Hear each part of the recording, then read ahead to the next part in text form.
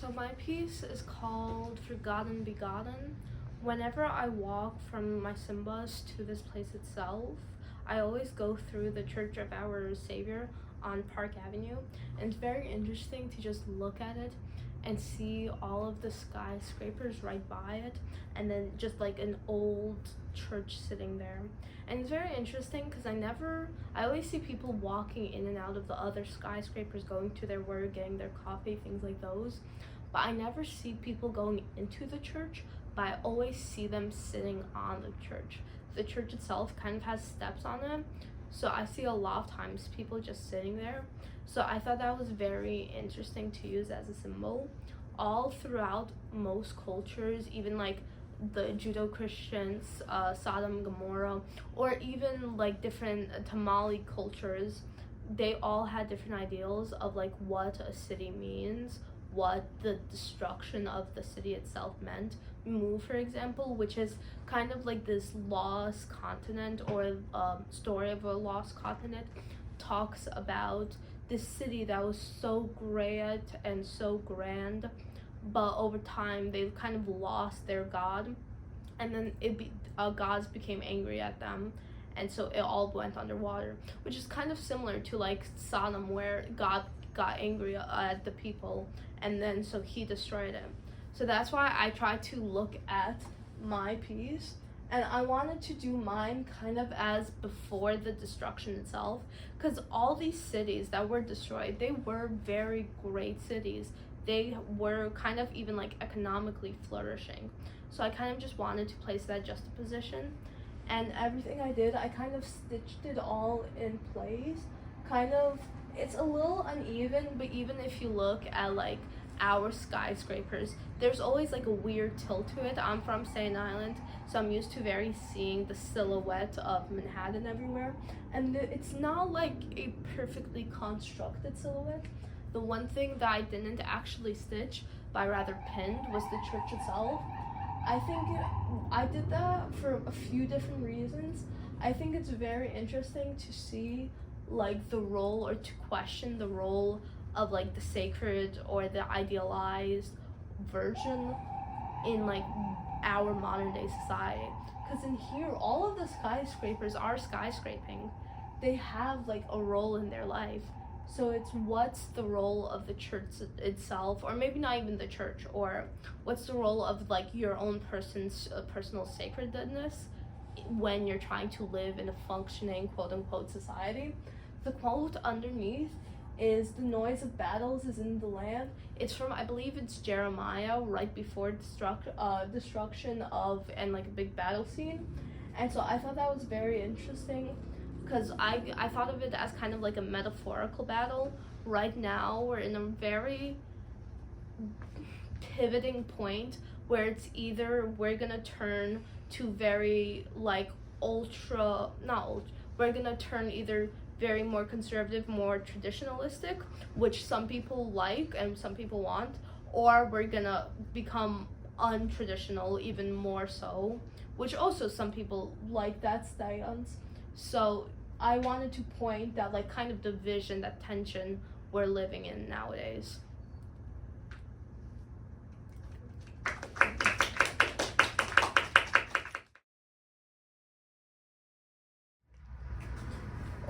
So my main work is called The Orphan's Journey. My symbol is an orphan, because the first the first day that we had this program, we talked to a person who told me that from my collage that I did, my symbol would be an orphan, and at first I thought it was a bit weird, but then like it was just kind of interesting to explore. It shows like the orphan, which is like, so the orphan could be like shown as like someone who perseveres, but is also like, you know, as a kid you're very reliant, and in this piece I decided to make the orphan be symbolized by like a young child,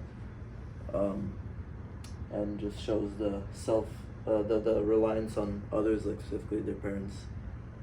I used graphite, only graphite for this one, and an eraser obviously. And then I have this piece, which is a little sculpture of an orphan. That I just thought that I would I put holes in it to show like pieces missing. And then this was a sun, alchemist sun, that I did the first week, which was not my symbol, but I just thought it would be cool. I found it fascinating.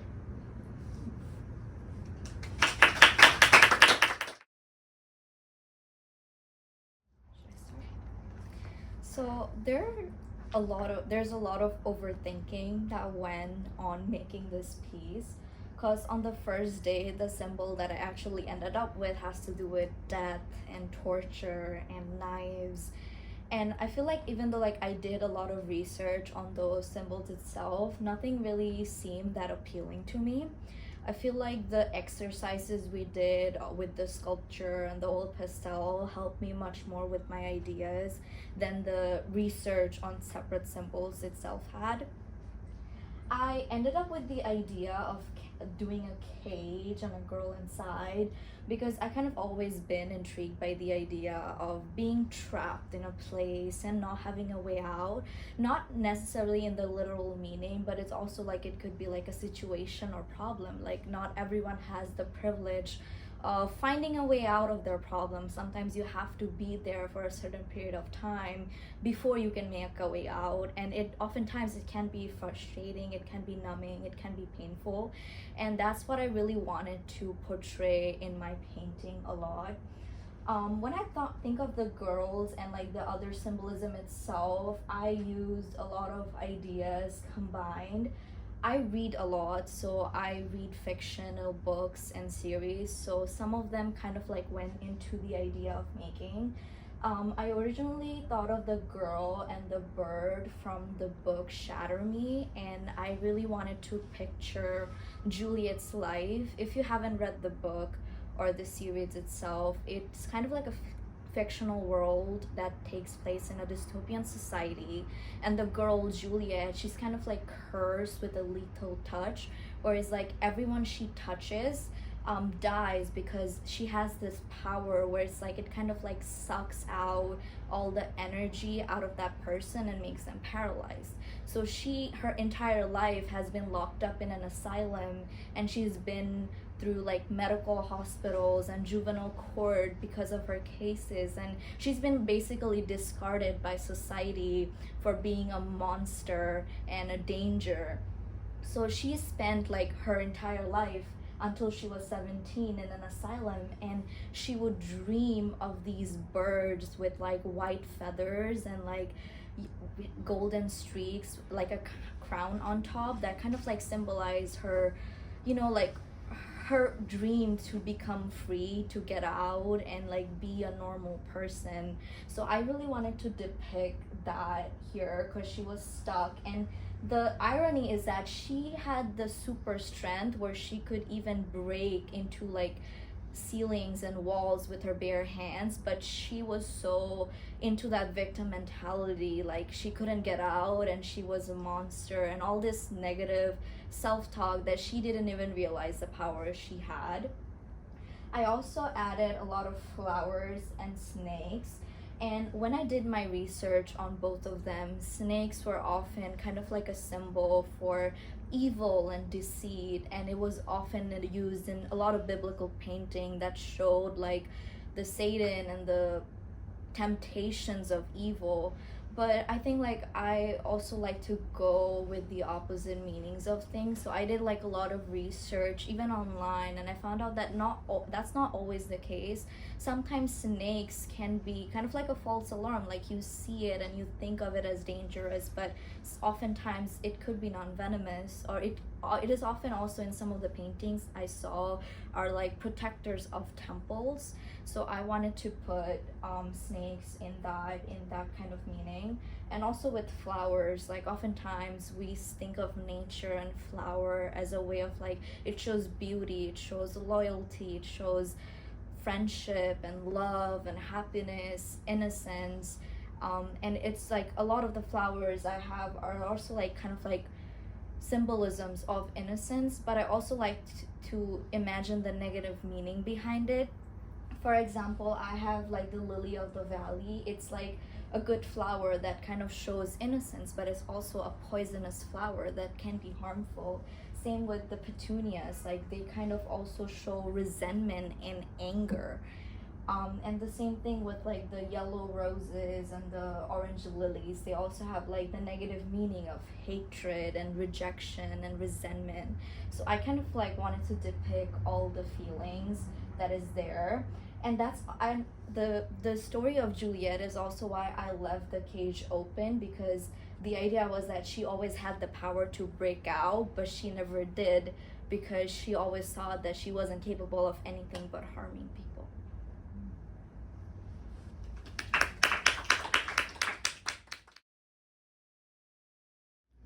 So my symbol that I did was mythical creatures, and the title of my project is called The Harpy and the Hunter. So I feel like at the start my symbol was actually two different things. It was creatures and nudity, but further after I did a bit more research and observation, I lowered it down to one symbol, which is being mythical creatures. And basically my project, which is just this, is just more like an allegory to how hunters will disguise themselves as different creatures to get what they want.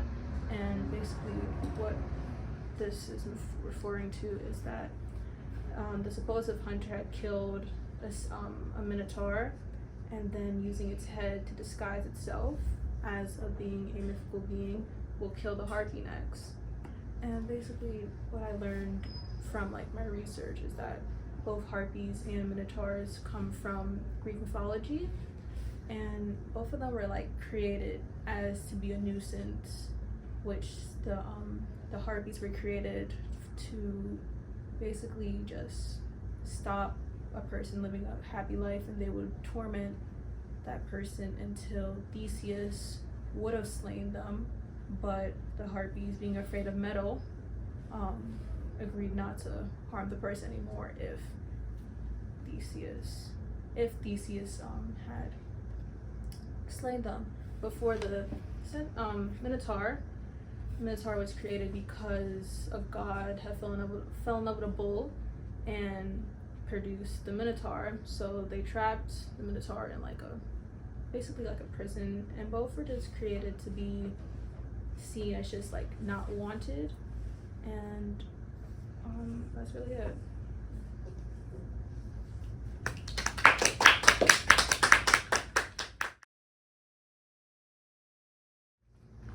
Okay, so my project is called Nature in Bloom, and my symbol is nature. So originally my symbol was blue, but I didn't really feel like it aligned with like what I wanted to do here.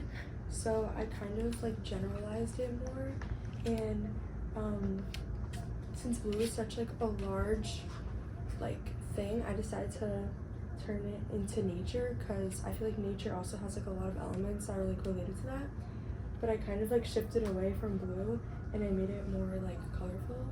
So basically in my project I have a vase with flowers in it, but like the flowers are different mediums to symbolize how like nature is like imperfect and not like any two things is alike.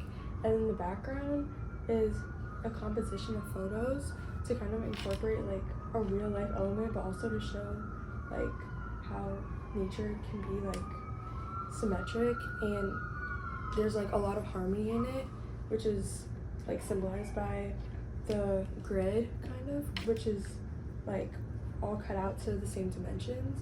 So I kind of was intrigued by nature just because of like the diversity of everything, and there's just like a lot to work with. And also this is my like clay that I made when I decided to do nature, and I didn't like purposely like make it similar to this, but I feel like it is, just because like there's a lot of different textures on it, and it's also like in like the same like grid format to kind of show like how everything has like harmony, and like even though nature is different, like it can also be similar in a lot of ways. And yeah, that's it.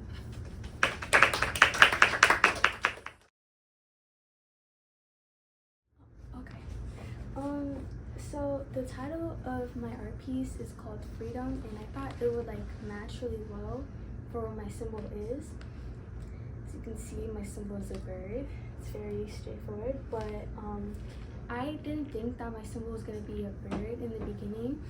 I originally wanted my symbol to be a flower, but that didn't like work out well because I didn't really like have like a stronger connection to a flower being my symbol compared to like what I thought like compared to like what a bird would be as like a symbol. And birds can be like well known for like I guess like their hard-shelled eggs and like their really big wings, but with like a deeper meaning, I feel like they could be symbolized as free-spirited and have boundless freedom to it because of their wings. And I mean, I don't know, I like kind of added an aura, like a rainbow aura around the bird to like show like kind of a powerful like meaning to like the bird's wings, and that birds can like go anywhere with their wings and they could have like I said, boundless freedom to it. And this is also just like a clay flower that I made like last Wednesday. That is like still when I wanted my symbol to be a flower, but it's not, which is okay. But the materials that I used was like a white charcoal colored pencil, and then the blue and the green was for like, it was like a watercolored pencil, but I didn't like add any water on it. I just like used it kind of just like as like a regular colored pencil, and I feel like it was like better than a regular colored pencil because it shaded well more. I didn't think that the white colored pencil that I had was charcoal, so I was like wondering why it was so hard to blend in, which I thought that was like one of the challenges that I faced like making this project. But then later on I realized that it was white charcoal, and that's why it was hard to blend in. And then after that, I didn't really know what else to like do with my art piece. Like after I finished like doing this whole bird, drawing it. So then, just thought it would be a good idea to just add colorful aura around it. And yeah, that's it.